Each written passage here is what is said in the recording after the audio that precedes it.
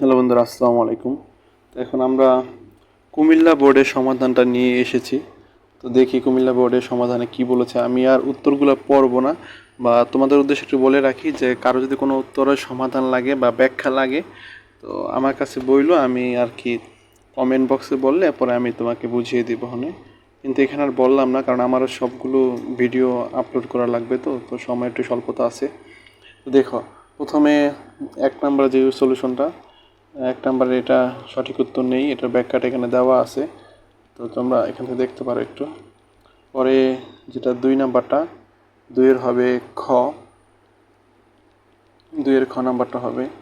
তারপরে এখানে আছে 3, 3-এর ক। তারপরে 4, 4-এর খ।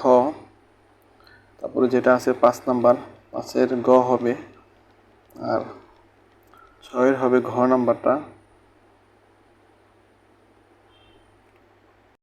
তারপরে 7, 7-এর ঘ নাম্বারটা হবে।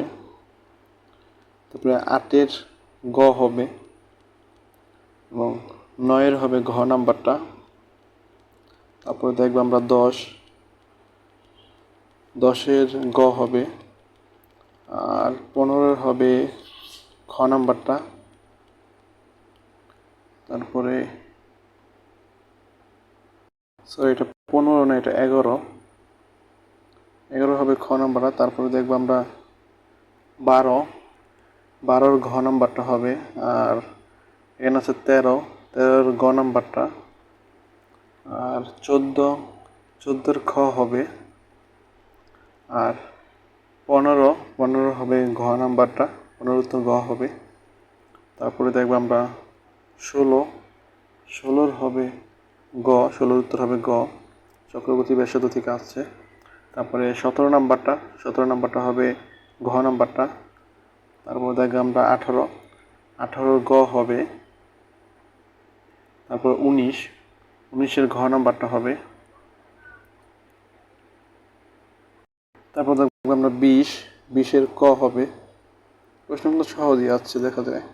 তো 21, 21-এর ঘ নাম্বারটা হবে।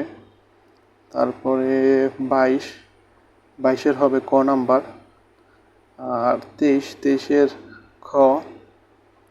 আর 24, 24-এর সঠিক উত্তর নেই, আর ব্যাখ্যাটা এখানে দেওয়া আছে।